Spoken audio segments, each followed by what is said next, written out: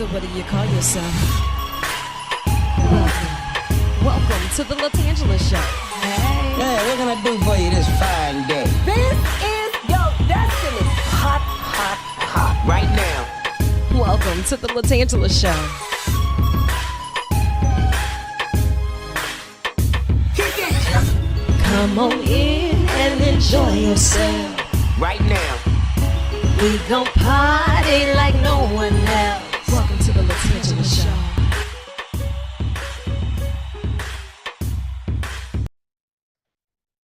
Hey, and welcome back to another episode of the LaTangela Show podcast. I'm LaTangela Faye, your hostess, and you know it does my heart well to have this time together. We'll chat about this, we'll chat about that. I've got questions that need answers. You never know who's going to be in the hot seat or on the tan line, but this week we got a real heavy hitter. Now, from struggling as a reader to a Super Bowl champion that is now a superstar and a super champion of literacy. Yep, I'm here for it. And on top of that, we're also talking about digital equity in the midst of it all with none other than Malcolm Mitchell. He has this new book out for kids, and it is simply amazing. It's a world within reach. I want the parents to really invite the kids into this one because it's the level of inspiration and transparency that we all need. If there was ever a time that we need some of those extra gems, this would be it. We're getting back to school. We're getting back into the hustle and bustle of it all. And we don't want to get lost in the smoke, right? Well, Milo, who is the star character in this book, is going to take us on an adventure that all of us can truly enjoy. And I want to say thank you to Malcolm Mitchell and his entire team for bringing this to fruition and allowing us that space to have this conversation. Now, of course, I love it when a great idea comes together and we can etch it out. But now it's your turn to help me etch it out. So my friends over at Gordon McKernan Injury Attorneys, they're back at it yet again. The billboard competition, where we get to design the billboards, win up to $2,000 in prizes, and get the opportunity to see our billboards across the state of Louisiana. It's no secret this guy is the billboard king, and he needs your help because he's running out of ideas. So all you have to do is log on to getgordon.com/billboards, submit your information. It's for the adults and for the kids. I've got my etch and sketch, and you know, last year I submitted with the stick figures. It didn't go over as a crowd favorite. So I think I have to go back to the drawing board, literally, and come up with something different. So submit your ideas as well. And while you're there, be sure to get all of the details on Gordon Gives and 10 Cares, where we highlight all of the nonprofit organizations and community stakeholders that's going above and beyond to get it done. When it comes to some of the random research, I have questions that need answers.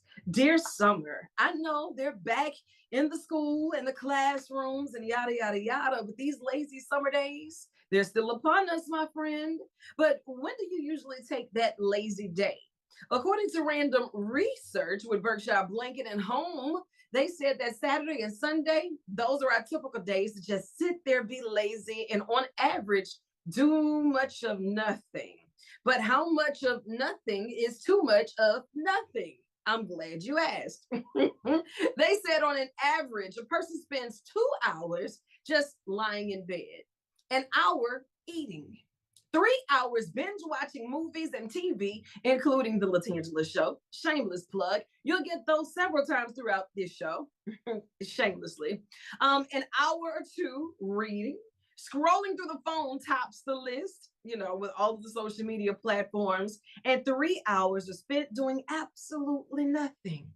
Now, the next time you sit there and you're doing nothing, I want you to help us conduct this random research. How much time did you designate to this amount of nothing, to that amount of nothing? Who gets paid to conduct this random research? That's the real question. But sometimes if you're taking that field trip and you're worried about where you're going to stay, that's normal to me. Well, what's normal to others, according to Talker Research, is finding a nice place for their rat to stay while they're away on vacation. A pet lover has opened a hotel at a popular British beach resort for rats. for rats. You heard me right. 38-year-old Leanne Bryden is now offering beds to domesticated rodents at Arlo's Ratty Hotel. Make note of that in case you're traveling through and need somewhere for your little furry friend to stay. While the owners are on vacation, they happily take them in. The new business will ensure that long-tailed animals are given 5-star treatment during their stay in the seaside location. I don't think I've ever been envious of a rat until just then. What? So what kind of gourmet cheese y'all have over there? What time do I need to be there? I can't make this stuff up. Now, I'm the voice inside your speaker box, and I really appreciate the fact that you allow me to go on a musical journey with you every single day with Cumulus Media, whether it's Max 9401 or on the podcast, or if we're just out and about in the community doing some great things. Music is the soundtrack of life, but what does your taste of music say about you? These are questions that need answers. And according to random research with Psychological Science, it's a research journal, they stated that a study looking at the link between music and personality found that people who like more sophisticated music, like opera and jazz, they're more likely to be imaginative, sensitive in their feelings, intellectually curious, and seekers of variety. The study also found that people who like music that is relaxing, they're unpretentious. And then acoustic, like folk and country, they tend to be more outgoing and energetic. I was waiting on them to get to this rap. Like, hey, turn me up a little bit. Hey, just outgoing and ready for the party. What's up? Coming up, we do have more random research, and we're going to check in with none other than the author himself, Super Bowl champion, Malcolm Mitchell. So be sure to keep it locked right where you have it. Hey, how are you? Marvelous. How are you, Malcolm? I'm doing well. Good. Welcome to the hot seat and the tan line. I hope they warned you. You have about 45 minutes, maybe an hour, hour and a half. Don't worry, I have you done before dinner, okay?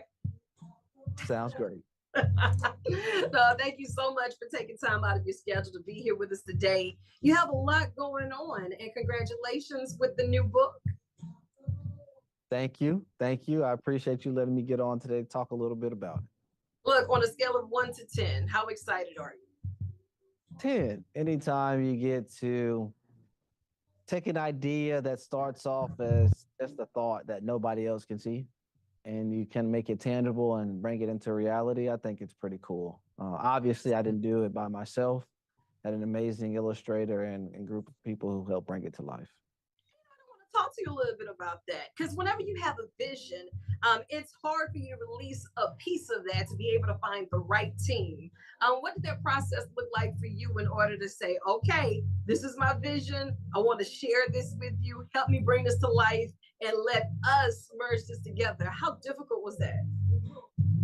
Well, I feel every new idea starts off with a bit of tension. Why? Because it's in your head. Nobody else can see it. So you start sharing it, it sounds like a bit of gibberish until you start getting it out on paper, you start communicating a little bit more, and you start clarifying your vision for what the book can be.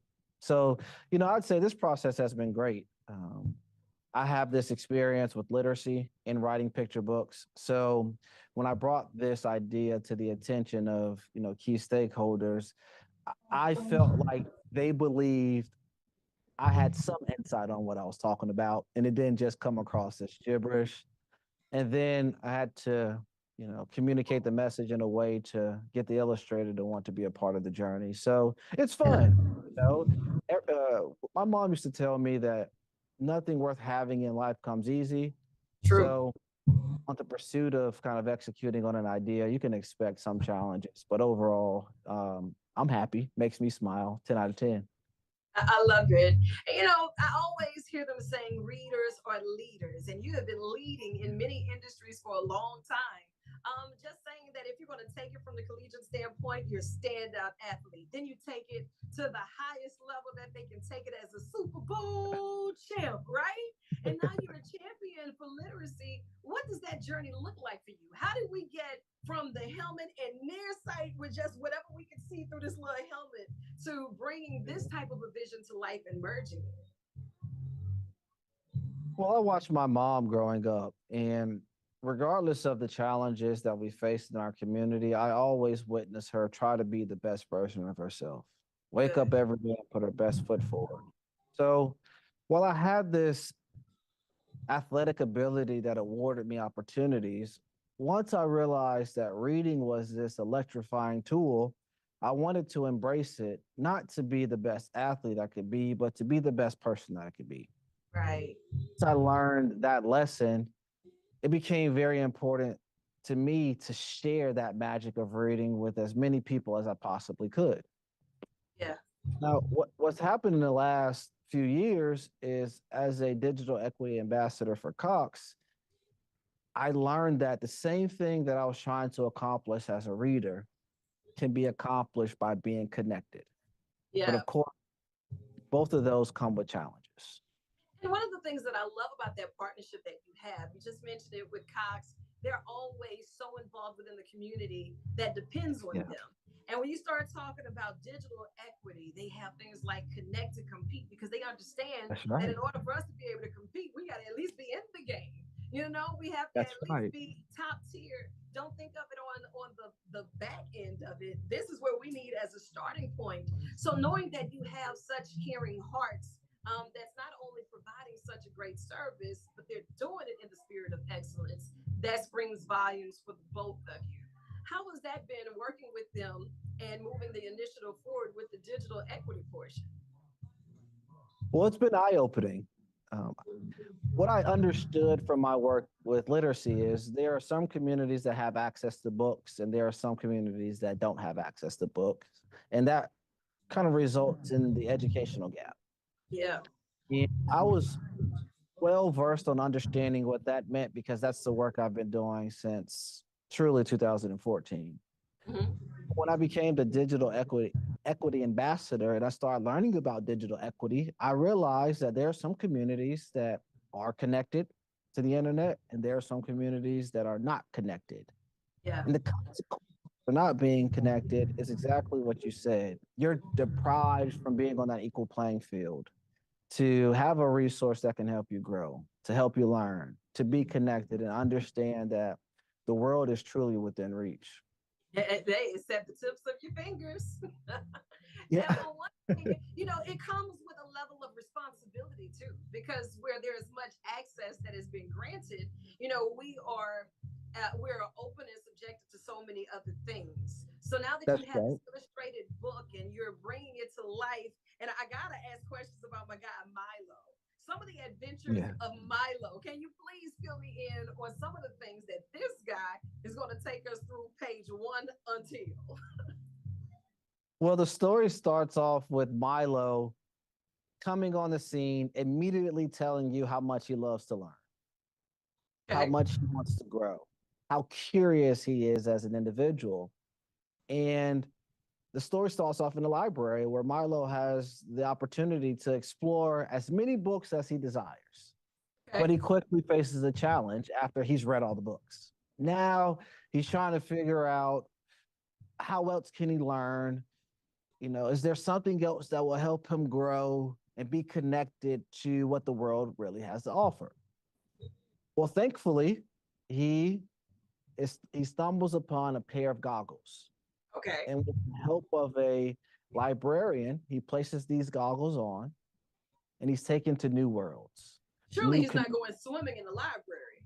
So these magical goggles, where are we going? listen, listen, if you ever read a good book, by the time you close the book, you feel like you've been transformed into that world. Well, I'm Yes. learning, and I have learned that being connected provides that same level of connectivity. So while Milo is in the library, he's having an opportunity to go so many different places.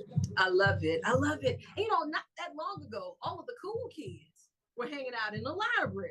You know what I mean? That was the after school hangout. We wanted to be there because that was our social thing. We were going there to learn, to do our homework, and to come across great books where representation truly matters. Milo is not just someone that you can relate to, but for young men who needed that guy or these little boys who need that level of understanding in that moment, representation truly matters. And I appreciate you for not just thinking of Milo, but allowing us to enter your world with these goggles and explore with you and Milo.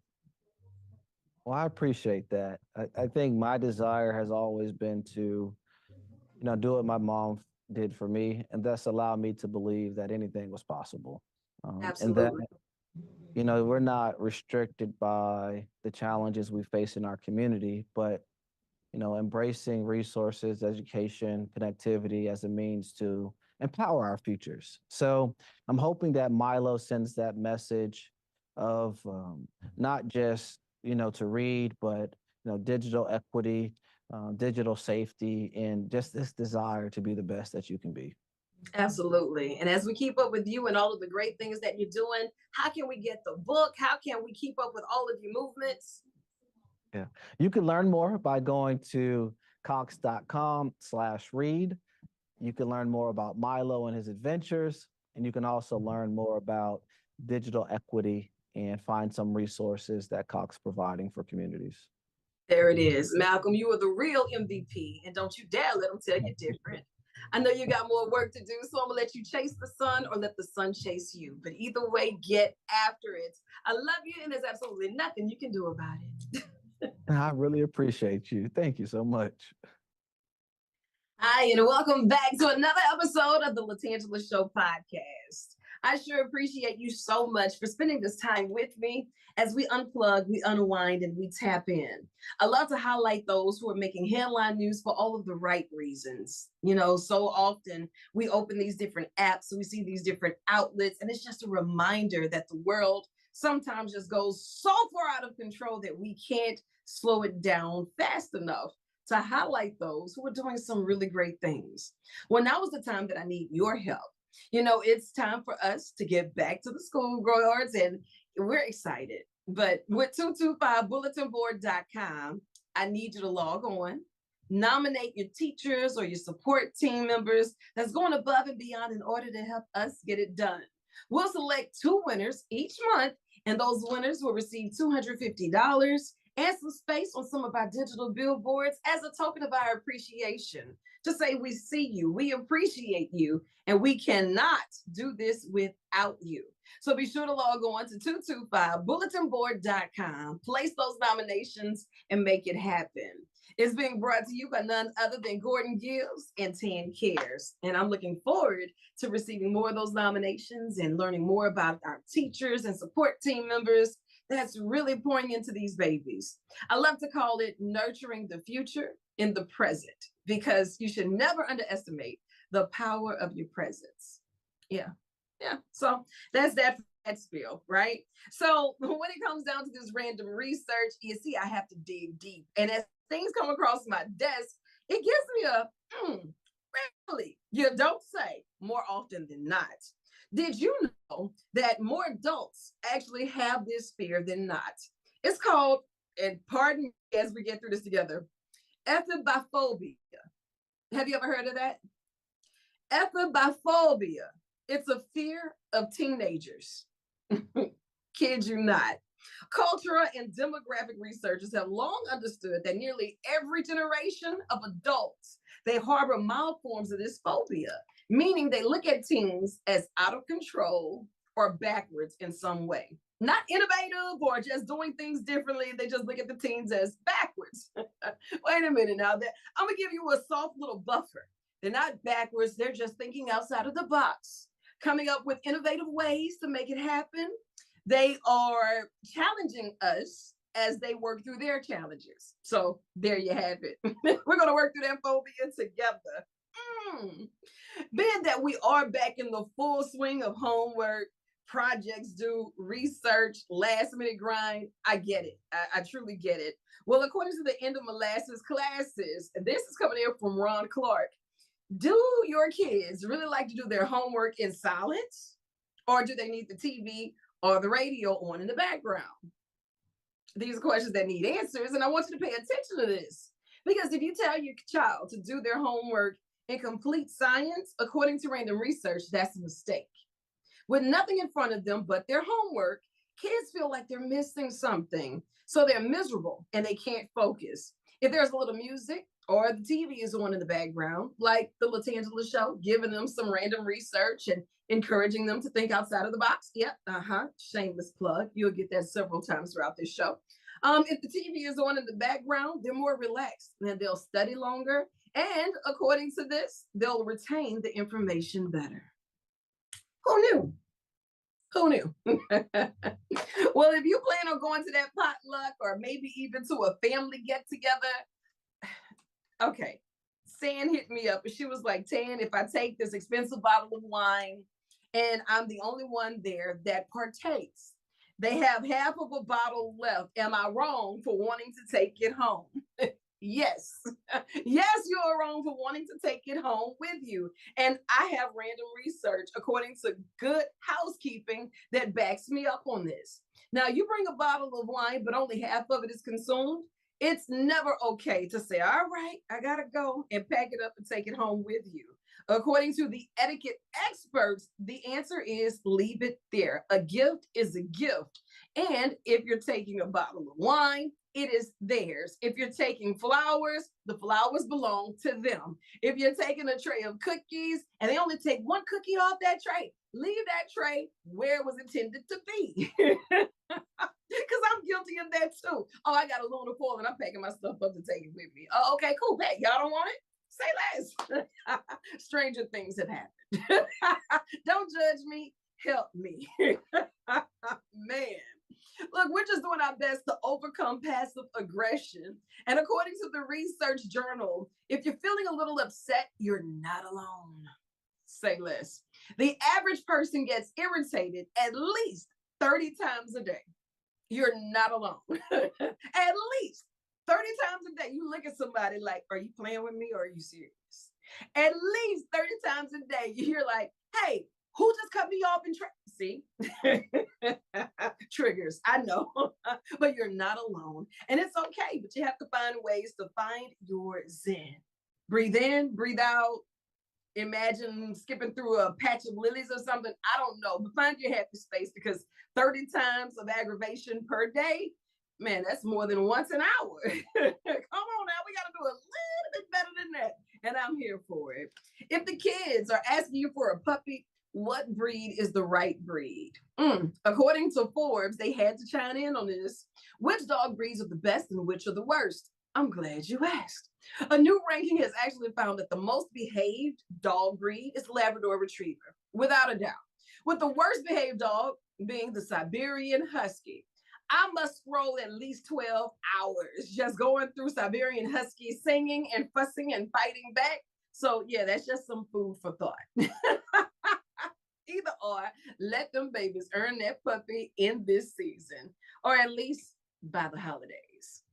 Thank you so much for taking time out of your schedule to hang out with me today for the LaTangela Show podcast. You already know we got more random research, did you know, news briefs, and guests rolling through. If you would like to be a guest, all you have to do is submit your information.